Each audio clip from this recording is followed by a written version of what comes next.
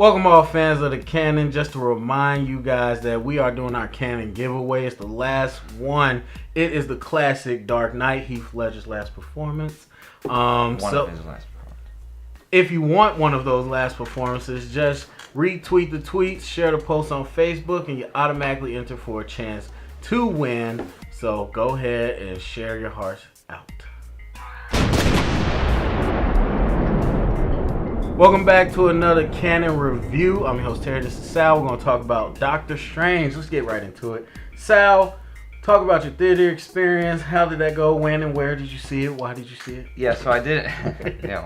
I didn't pick. I didn't get early tickets this time. I didn't pre-order them, and I don't think I did that with Civil War either. So I think I have something against the MCU, but I went yesterday morning, which was Saturday, and the early show, I think it was 10:30, 10:45.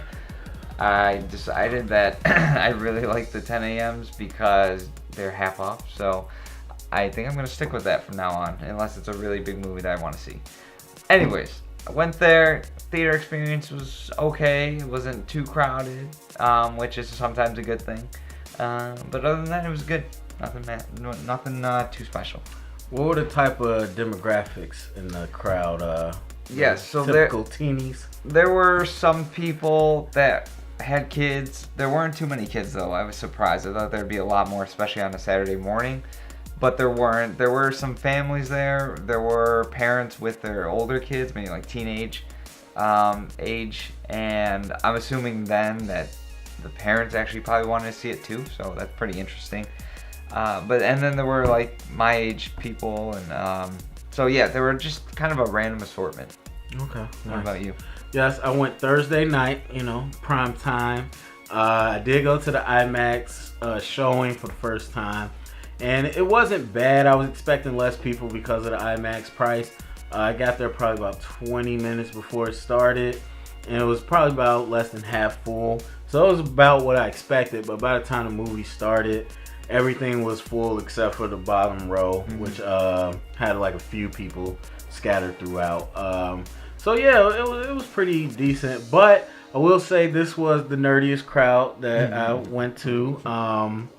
Like if you go Thursday night, you typically are pretty nerdy. But if you go Thursday night at IMAX, you are a super nerd. Apparently, we had a guy that cosplayed as Doctor Strange, full costume. I've never seen cosplay at this theater, and let alone Doctor Strange, which is an intricate little, costume. So I was just like, whoa, where am I at right now? And the pre-movie chatter was all about Doctor Strange. Like, it was clear these are people who are fans of the character, that have been reading the comics for a while. And I don't know too many people like that. Like, most people know Batman, Superman, but Doctor Strange is not mainstream, so... But the people around me, they knew it. And, they were talking about the MCU and they were talking about the IAG model, like everything. So it was an interesting crowd. Still some kids and families out there, but the real geeks were out that night. Yeah. All right. So overall opinion of the movie, just real quick. Yeah. So I thought it was a very, very entertaining movie. It's definitely an MCU produced film. Classic MCU produced film, but that I didn't really have any problems with it, and I really enjoyed it. Yeah, I agree. It was very enjoyable, very entertaining. Felt almost like a summer movie, like it could have came out in the summer. It had that level of entertainment. Definitely an MCU cookie cutter type deal, but still pretty fun. I don't think it was perfect. Definitely not bad at all. I would say it's like a very high above average movie. Definitely, I can agree. So let's dig into this a little bit. Let's start with things that did not work for you. Didn't work for me. All right, so there weren't too many, like I said, but as always, MCU doesn't have very strong villains, especially in their origin stories. Now, what I thought though, Mads Mikkelsen's portrayal of Caecilius was good. His acting was good. He had some personality in there, which is sometimes hard to come by in villains. But it's just something, I don't know if it was the origin either. I felt like they did so well with his story and how he became Doctor Strange, who he was before and after. I think they did so well with that I didn't mind that the villain wasn't very strong, or not even just strong, wasn't very apparent. So I think that was good on their part. That was something different for me that I can agree with when they produced this film. So, but I'm gonna go with the villain. All right. I mean, I piggyback on the villain thing, and it really was just the amount of time they gave to him. I don't feel like they gave enough attention to his backstory. Like throughout the movie, I kind of was still confused on really why he was doing what he was doing. Even me, who read like the prequel comic and all this, I kind of had an idea where they were going, but the movie didn't really follow through on it. And so, you know, even by the end, I'm just like, what exactly are you doing? So I think they had some missed opportunities with his time on screen. Like for me, the scene where he's in that little trap with, you know, whatever, that to me was like such a missed opportunity. Yeah. I thought it was going to be like, if you've seen Daredevil season 2, the Daredevil and Punisher rooftop scene where they're kind of hashing out their philosophy and, you know, whatever, and it's pretty intense. And they kind of did, but he never got there. He was just like, he was kind of alluding to it, and he, you know, he was being very vague. He was like, you know, time is the enemy, and you know, we fear death or whatever, but he didn't say, you know, I sat there and watched my wife die, or, you know, I saw my kids die, or, you know, he asked him like, why'd you come here? You came here to be healed. But he never Caecilius never went into his own story. Yeah. I thought he was going to say, well, I came because of this and that. Which can make up for the lost time on screen. Yeah, and he never, so I thought that was the biggest moment they lost out on. So it's not that he wasn't bad. Mads Mikkelsen was great. We didn't get enough of him. And I think that overall, not even the villain, the whole supporting cast lost time because of Doctor Strange's origin story. It is very clear in this movie they made a choice to focus on his origin and take less time from everybody else, which I think didn't kill the movie at all, but it hurt it just a little bit, because what happened is you have great actors that made us so interested in these other characters. I wanted to know about the Ancient One. I wanted to know about Mordo. I wanted to know about Caecilius. I wanted to know about Wong. And we just didn't have any time because we were focused so much on Strange. So the villain problem and the whole, you know, camera time, I think, was an issue for me. Yeah. And the biggest issue was the humor. Really? It did not work for me at all points. There's some things that worked, some things that I was not on board with. So what's an example of one, if you can think? Oh, the Beyonce thing was not funny to like me. that? No. Did you? The whole pop reference, he's like, you know, like Drake, Adele, Beyonce. I was just, okay, we get it. He knows pop stars. Like, it was so annoying. I thought it was pretty funny. And there weren't like too many parts that were there for comedy. So like every time I did see one or it did come up, I was like, that was a rewrite. That was a rewrite. And that's the thing. Like, we know the story going in, so it's like, oh man, like I felt, at least for me, I could tell certain parts like were redone. I mean, I don't know, how'd your crowd react? I'm not gonna lie, my crowd was like dying laughing. Like the whole movie, they were pretty chuckled. I kind of remember, especially at the pop ones, no one really said much. They're like, oh yeah, it's kind of funny. They did it, the Beyonce thing, that was funny. I thought it was funny. I'm trying to think of something. The end joke with Wong when he just starts cracking up right at the end. Yeah. Like, that was like the biggest laugh. Yeah, that one was funny. I smirked at it, but it wasn't that funny to me. I thought everything in there was pretty funny. I didn't really have a problem with any of it. Yeah, I guess for me personally, the humor just did not hit. And I was very cautious of that going in. I was just like, oh, I know I'm going to get this humor. And it's not that it didn't fit. I think we talk about the job the director does of having to do so much in one movie with all these superhero movies. I think Scott Derrickson did a great job. Dan Harmon, who did the remakes, they did a great job of making it feel like an MCU and pushing it into that cookie cutter form. I just think the best version of this movie is a different tone than what we were given. So, like, all the quick remarks by Doctor Strange, I'm fine with, because he's a dick. Yeah. But everything else just felt manufactured. Then I felt like it would have been like crude humor. Not even crude, just dry humor at that point. But Well, that's who Benedict Cumberbatch is. I Sherlock and all these other things he played. That's who he is. But they needed to be, it run with the rest of the movie. So I'm pretty sure that's what. Well, for me, that was just kind of a negative. Did you think of any other things that didn't work for you? I guess Dormammu. I don't know. Did you like the design? The design was pretty cool. It was pretty trippy. I like that they didn't make him like a monster.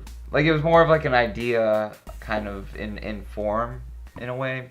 I don't know. It was very celestial, but it wasn't like a Thanos where he has skin or you know. So I like that. I didn't mind that. What about the ending part? Did you like part? that? Like the loop. Oh, we're gonna get to that. Okay, We'll get to that later. We got some bones to pick with this movie, but we'll talk. We'll bring that up later.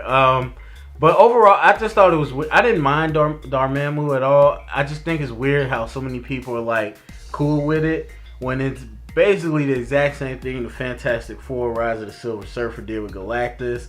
It's the same thing Green Lantern did with whatever that Parallax. And everybody's like, why is everything such a big cloud of smoke or, blah, blah, blah. Why is it not, And they did the same thing. And we know practically the special effects would take too much to do that. So I'm fine with it, but I just thought it was weird. Everybody was cool with this, but not the other ones. But yeah.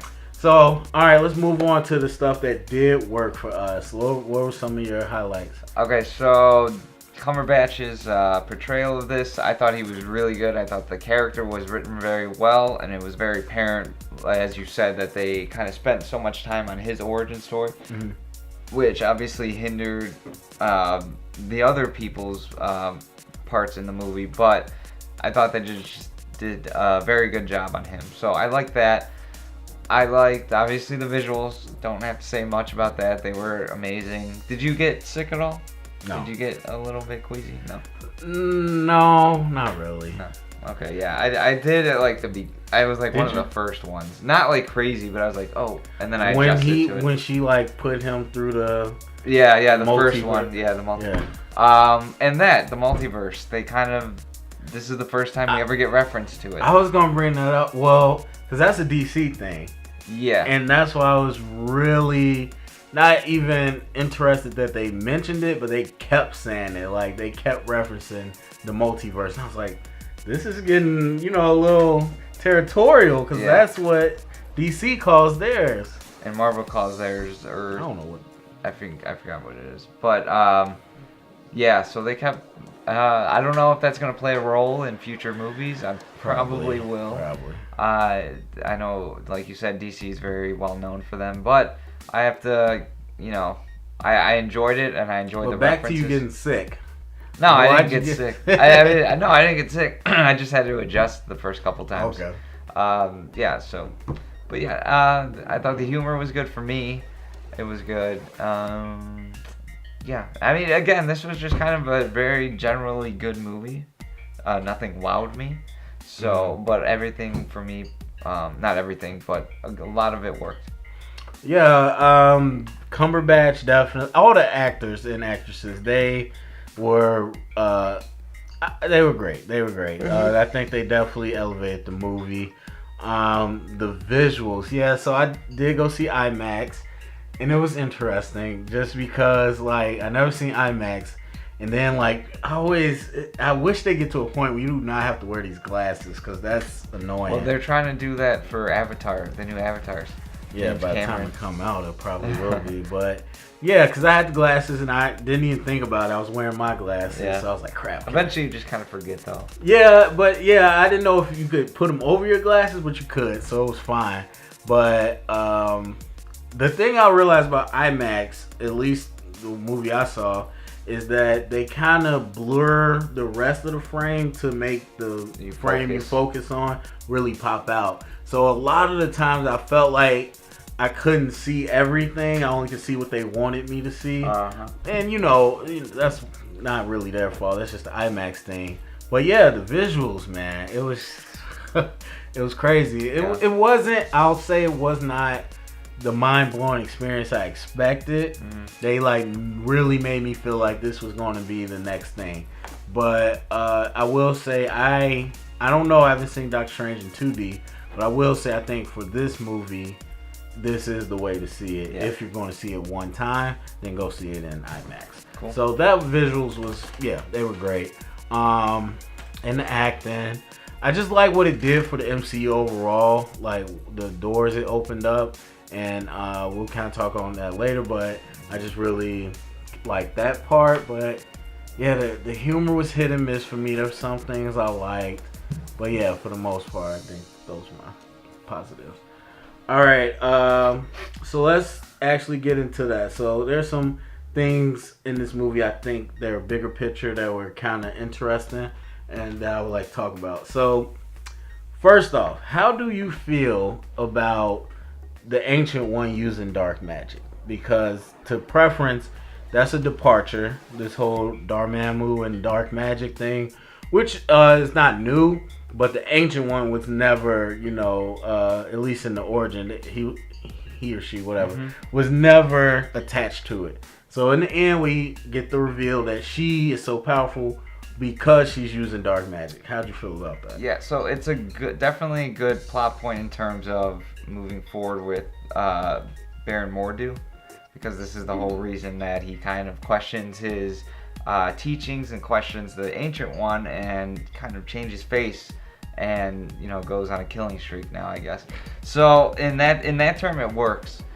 In other ones, I feel like maybe, well, I even still like it because it's pretty practical, where you have someone who's so strong and so wise that you question why are they the chosen one, why and how did they get like that, and then you find out that they're not all good, and well, they are good, but they're not all powerful just because that's how they are. So I think it's definitely practical in terms of modern day storytelling. So I think I didn't mind it. I liked it. Yeah, so my initial reaction was I really didn't like it, but I mean that's what I wanted to feel. But honestly, the way the story went, I didn't dislike it, but I do think it undercuts the character of the Ancient One and what the character historically was. Is it's like if the best of them can't be good, then what shot does everybody else have?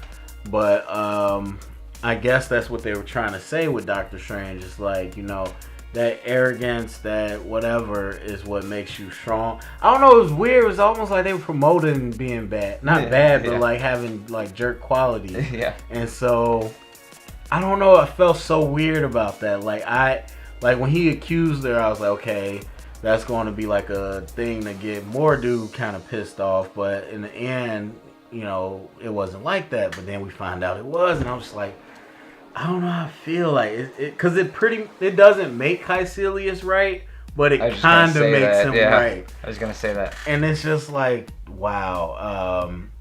I don't know. I think it was a interesting choice, and I think this whole movie was bold in kind of the things it did.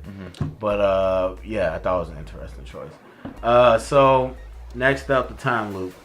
So Dormammu, the big final fight, and Doctor Strange uses a time loop to defeat him. What did you think about it? Yeah, it was kind of the same way Dormammu came to be, in terms of he just came right at the end of the movie. It was that, in a way, was kind of the same thing to me. It was like, oh, we're just gonna do time loop, and that's how we're gonna defeat him.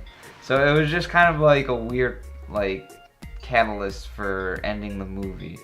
I liked it. It was smart, and it was definitely better than I'm just gonna defeat you with this power that's coming out of my hands and stuff like that. So it was. I didn't hate it, but again the Dormammu himself and then defeating him came like that, and it was like the last 5 minutes of the movie. So I don't really like how much it was rushed, but the idea of it, opposed to just like a big firefight, I like that. Yeah, I got one big negative, one big positive with it. I mean, negative, yes, I get it's cool to do something different, but I just feel like if somebody's so powerful, like there has to be some type of real conflict to beat them. Like, I mean, it doesn't have to be. I feel like we're missing something though when we don't get that. Cause like I'm just thinking of the end of Infinity Wars and all this is them with Thanos and they pull some bullcrap trick like that. I'll be pissed. So it's like, yeah, it doesn't always have to be fisticuffs, but I just feel like we missed something. But the big positive is that they really played to this idea of Doctor Strange being thrown into the fire, where he wasn't like, you know, the most powerful sorcerer. You know, he really was just kind of thrown into it. And when you do that, you could go with the cliche, oh, you know, I find something within me and all of a sudden I'm better than everybody. But no, they was like, yeah, I'm still not good enough to defeat you, but I can use my intellect. So, you know, it's very Sherlock Holmes-esque. And so I like, in the narrative, I like how it played. And it didn't make him look overpowerful, like you said. Yeah. So those are my two sides of it. And yeah, it was interesting. It was interesting. Mordu's reaction. At the second end credit scene, we see kind of what he chooses to do. At the end of the movie, we know he says, you know, I'm not following this path. Like, we won, but you guys upset the natural order. We know he's pissed that the Ancient One used dark magic and was lying to them. So, what did you think of Mordu's kind of reaction to everything? Yeah, it's kind of a weird one just because I don't feel like that justifies going out and finding everyone and killing them. Other sorcerers. Well, he didn't kill him. He just took the magic. Oh, yeah. That guy just happened to be crippled without it. Yeah. Well, yeah, now he's pretty much dead. But, no. It's just kind of, it's weird. I don't know. I felt like we could have, it was definitely setting up the next movie, so I understand why we saw it. But you think it was an extreme reaction? I think it definitely for, like, right after he found out. I mean, it could have been, you know, months later. We don't know. But, yeah, it was a stranger, no pun intended, a strange reaction for him to have, I think. Yeah, I mean, it's definitely different from the comics of what Mordu does. And, well, I guess this will play to the next question. I'll bring it up later. But it's different from what he does in the comics or what changes him. And I get that they want to do something different, which was fine. I feel like it is extreme. It's just like because he's like, we won, but you upset the natural order, and I'm just like, you just saved the world. Like, what are you pissed about? And he's very by the books type deal. And honestly, by the end of the movie, it to me seemed like Doctor Strange was the bad guy and Mortal was the good guy, because he's like, I'm not walking this path anymore. And I was like, oh man, he's going to go around and fight people that aren't obeying the laws of magic. And I'm like, that sounds like a good guy. That doesn't sound like a bad guy when Doctor Strange wants to, you know, break the rules. So I was like, man, but then we see the end credit scene, and his way of going about it is taking out sorcerers. So now that's a little evil. But I'm just like, man, really? Like, this Ancient One had dark magic. Okay, that hurts. She lied. But you're still upholding the rules she taught you. You know what I mean? So you feel betrayed, but you're still upholding her rules. So obviously you didn't feel like that destroyed about it. Yeah. So it's just, I think it was a little forced. Like, they really kind of pushed him to be an evil. Let's just have a new bad guy. Yeah, and I don't think it felt that sounds weird, but it didn't feel natural. Yeah. And I think it almost would have, the way it ended seemed more like he needed to stay with Doctor Strange to keep him in line, not leave and like, you know, go on a separate path. So to me it felt a little forced, just for me. But yeah, so lastly, we end off typically in this origin story, actually in the origin story, right when Ancient One dies, she makes Doctor Strange the Sorcerer Supreme, which is what causes Mordu to jap out and go crazy because he's jealous that he's been her right hand man, and then this guy gets it, which I think is better. Justifiable. It's better. But anyway, so in this movie they don't make him Sorcerer Supreme. What do you think about that? And where do you think he'll be once we see him again? Yeah, so I like that they, again, going back to the end of it with the time loop, that they're not making him look over strong and like all of a sudden he's the best sorcerer in the land. So I think that helps the story. I think that helps his cause in that sense the same way the ending did. He's not this, all triumphant sorcerer just yet. He still has a lot to learn, and they even kind of say that at the end he's back at the school. So I think that's fine with me. I didn't mind it. So do you think when we see him in Infinity Wars or Thor probably, you think he's going to be still? So you think he's going to be learning to be a sorcerer along the Avengers? I think Infinity Wars will show up as Sorcerer Supreme. Thor, I don't even think he's going to have a huge part in that anyways. So I think he's just they're not even going to address it in terms of that. And I doubt he'll use too much magic in there. But yeah, Infinity Wars, I think by that time he's going to need to be. Maybe the second one. But yes, so not yet. Yeah, I understand why. I like that they didn't make him Sorcerer Supreme right when the Ancient One died.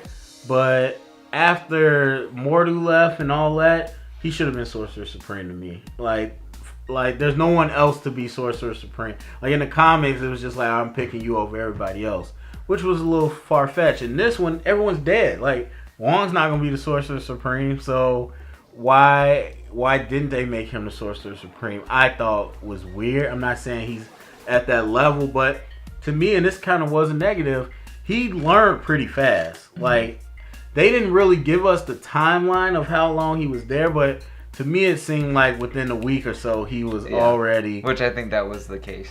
And I didn't like that. Like, I like they showed the struggle. He couldn't get the sling ring thing to work. And then she, throws him off into the Everest and forces him. That was cool. But then they stopped after that. It was just like, okay, now I'm doing this. And then he gets the Agamotto, and it's just like, how'd you do that? And I was just like, wait, what is going on? Why is he so powerful all of a sudden? Yeah. And they never back it up. They never explain it. And he's like, I got photographic memory. They're like, I think it's more than that. But no one ever says anything after that. So I'm like, I'm fine, because in the comics, he just gets it too. So I think they should have kind of made him the Sorcerer Supreme after that. And this is why I wanted, from the beginning, this movie to take place way before the Avengers. I wanted him by the time... So he can get strong. Yeah, because now it's like, I do not want to see him learning on the job. I don't want to see him becoming Sorcerer Supreme as he's working with the Avengers. I don't think they will. I just think that it'll be understood between now and Infinity War that he will know that stuff. So I don't think you'll see him learning too much. I just think that they're keeping that open. Okay. So, all right. You got a best scene? Best scene. You go first. My favorite scene was the Hong Kong scene when he starts reversing time, and then they start fighting. I thought that was one of the most visually creative scenes I've ever seen, because they were using the environment that was in reverse to help fight. They throw the girl in the tank, and then the tank would close back up, or they threw Caecilius in the building, and then that to me was so trippy and creative. I was just, one of the many scenes, I was like, oh my god, this is absolutely crazy. Yeah, so I think I really liked the Everest scene, now that you say it. I don't know why. Just visually, it was pretty cool to be on top of a mountain. And it was cool to see him come through by his own, so that was good. Nothing crazy. Alright, let's grade it. And your final thoughts? Yeah, so I'm going to give this a 7.5. Thought it was very enjoyable, rewatchable. It wasn't too long on time. Set up the character well, and somehow I didn't have a huge problem with the villain, even though I usually would. But so yeah, 7.5, and no last thoughts. I think I give it a 7. Just as a movie, taking into consideration everything else, because I think the biggest strength of this movie is what it does for the MCU within the universe, and all the questions it poses and all that.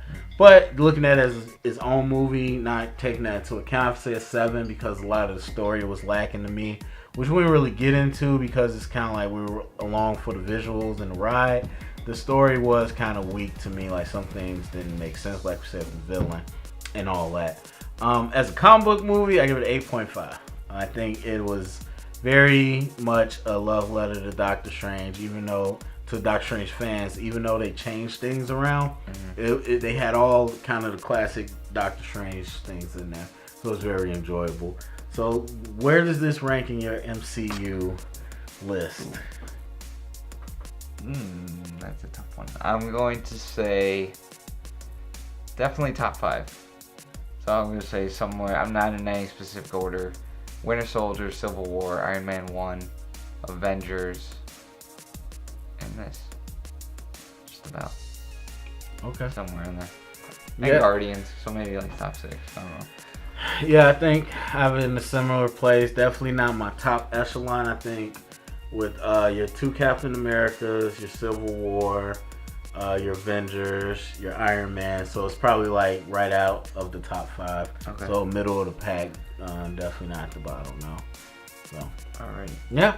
Alright, so that is our Doctor Strange review. Please let us know what you thought about it. Put your comments below. Share this video. Retweet the tweet, and you could win the Dark Knight. Sal, where can the people find us?